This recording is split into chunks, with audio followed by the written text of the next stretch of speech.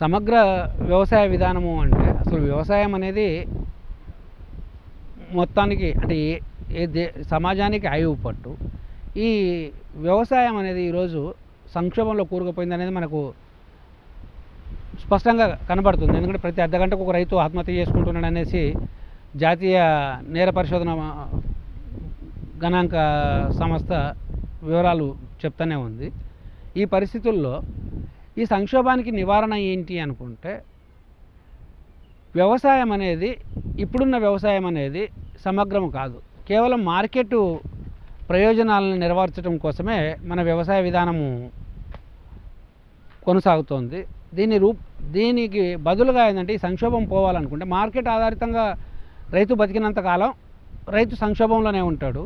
అట్లా కాకుండా రైతు తనకేం అవసరము, తన కాళ్ళ మీద నిలబడటానికి ఏ విధానం అనుసరిస్తే బాగుంటుంది అనుకున్నట్టయితే మళ్ళీ మన ప్రాచీన వ్యవసాయ పద్ధతిలోకే వెళ్ళాలి అనేది. మన ప్రాచీన వ్యవసాయ విధానం అనేది సమగ్ర వ్యవసాయ విధానం. ఆ రోజు ఒక వ్యవసాయ క్షేత్రంలో పాడి ఉండేది, పంట ఉండేది, ఫలవృక్షాలు ఉండేవి, కోళ్ళు ఉండేవి, గొర్రెలు మేకలు ఉండేవి. ఇవన్నీ కలిస్తేనే దానికి ఒక సమగ్ర రూపం అనేది వచ్చేది. కాబట్టి ఆ పాత విధానమే రైతుకు క్షేమదాయకము, అది రైతును సంక్షోభంలో పడకుండా నిలబెడుతుంది అనే విశ్వాసంతో ఆ విధానాన్ని తిరిగి పునరుద్ధరించడం కోసం మేము కృషి చేస్తున్నాం. దాంట్లో భాగంగా మా వ్యవసాయ క్షేత్రంలో అమేయ కృషి వికాస కేంద్రంలో గొర్రె మేకల పెంపకం, కోళ్ళ పెంపకం, చేపల పెంపకం, అలాగే ఉద్యానవన పంటలు అంటే పండ్ల తోటలు, ప్లస్ దీనికి తోడు వరి ఇతర పంటల్ని కూడా సాగు చేయటం అనేది జరుగుతుంది. అంటే ఆచరణాత్మకంగా ఒక చిన్న రైతు అంటే దాదాపుగా ఇప్పుడు మన భారతదేశ సగటు కమతాల విస్తీర్ణం చూసుకుంటే 2-2.5 ఎకరాలే ఉంది. ఈ 2-2.5 ఎకరాల రైతు తాను ఎవరికి చేయి చాచకుండా విలాసవంతంగా బతకకపోవచ్చు, కానీ తను సంతృప్తిగా సౌకర్యవంతంగా బతికే విధానం రూపొందించడానికి ఈ 2.5 ఎకరాల్లో సమగ్ర వ్యవసాయ విధానం ఆచరిస్తే తను సౌకర్యవంతంగా బతకగలుగుతాడనేది మేము నమ్ముతున్నాం. అదే విధానము ఇక్కడ ఆచరిస్తూ వివిధ ప్రాంతాల నుంచి వచ్చే రైతులకి ఆ విధానానికి సంబంధించిన పద్ధతుల్ని వాళ్ళకి అవగాహన కల్పించడం అనేది జరుగుతుంది. ఒక చిన్న రైతు 2.5 ఎకరాల రైతు కూడా తన పొలంలో ఒక 50 గొర్రెలు లేదా 50 మేకలు పెంచుకోవచ్చు అనేది మేము అనుకొని ఏం చేస్తున్నామంటే, ఇప్పుడు ఈ తోట ఉంది. ఈ తోటలో ఏంటంటే మేము ఇది అంటే న్యాచురల్ ఫుడ్ ఫారెస్ట్ అని పిలుస్తున్నాం. అంటే జనరల్గా ఒక మామిడి తోట పెట్టాడు అనుకుంటే రైతు, శాస్త్రవేత్తల రికమెండేషన్ ప్రకారం 15 అడుగుల నుంచి 25 అడుగులకు ఒక మొక్కలొక్క నాటుతాడు. ఆ పంట అయిపోయిన తర్వాత సంవత్సరం పొడుగుతా ఆ పంట అంటే ఆ పొలం ఖాళీగానే ఉంటుంది. అంటే దాంట్లో ఏ ఉత్పత్తి సాధ్యం కాదు. దీనికి బదులు మేమేం చేస్తున్నామంటే, ఇప్పుడు సౌరాష్ట్రకు సంబంధించిన ప్రకృతి వ్యవసాయ పితామహుడు అనదగ్గ భాస్కర్ సావే విధానాన్ని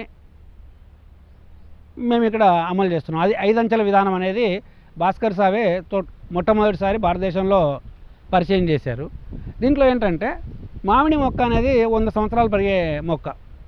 ఇది చాలా పెద్దగా పెరుగుతుంది, దాని జీవితకాలం కూడా ఎక్కువ. అలాగే ఒక నిమ్మ మొక్క ఉందనుకోండి, అదొక 20 సంవత్సరాలు ఫలసాయాన్ని అందిస్తుంది.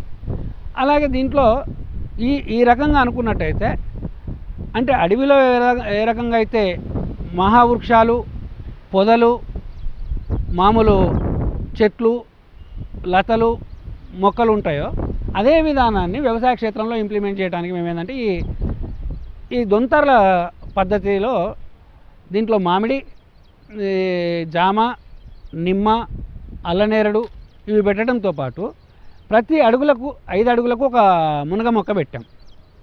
ఈ మునగ మొక్క ప్రధానంగా మన కాపు కోసం కాకుండా నేను ఈ పెంచుతున్న మేకలకి ఆహారంగా వాడుతున్నాను. ఇప్పుడు ఎకరాలో మనము 5 అడుగులకి 1 చొప్పున కనుక పెట్టినట్టయితే మనకు దాదాపుగా ఒక 1500 మొక్కలు వస్తాయి. 1500 మొక్కల్లో ఒక మొక్కకి 5 కేజీల గ్రాసం వస్తుంది అనుకున్నట్టయితే మొత్తం 1500ను కనుక లెక్కేసుకుంటే నాకు దాదాపు ఒక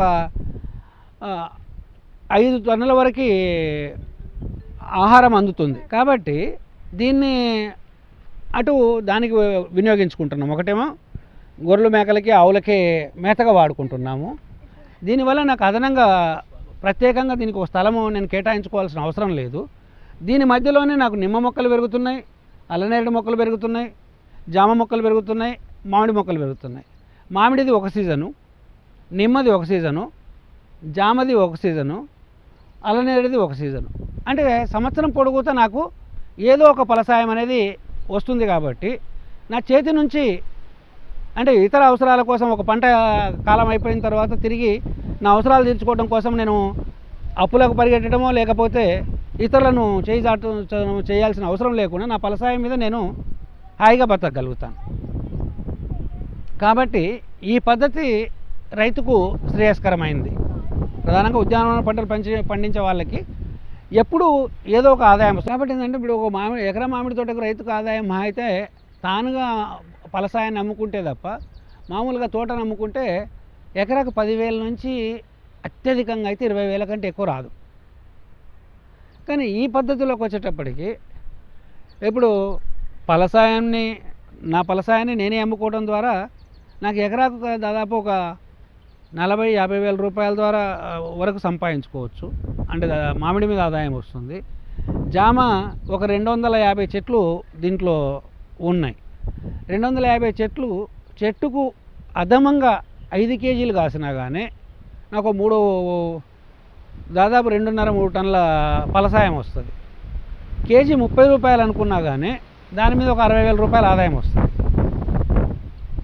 అలాగే ఈ మేత ద్వారా పెంచిన మేకలు ఏవైతే ఉన్నాయో నేను ఒక 50 జీవాలను కనుక పెంచినట్టయితే జీవానికి 1000 రూపాయలు అనుకున్నా 50,000 దాని మీద నాకు సమకూరుతుంది. దీనికి అదనంగా మళ్ళీ నిమ్మ ఇంకా ఇతర కూడా ఉన్నాయి. కాబట్టి టోటల్గా అంటే ఒక నిర్దిష్టంగా పనిచేస్తే ఒక ఎకరం లోపలనే రైతు ఆదాయము ఒక 2 లక్షల వరకు అన్ని ఖర్చులు పోను 2 లక్షలు మిగుల్చుకునే పరిస్థితి ఉంటుంది. అందుకోసం ఈ పద్ధతిని రూపొందించడం అనేది జరిగింది.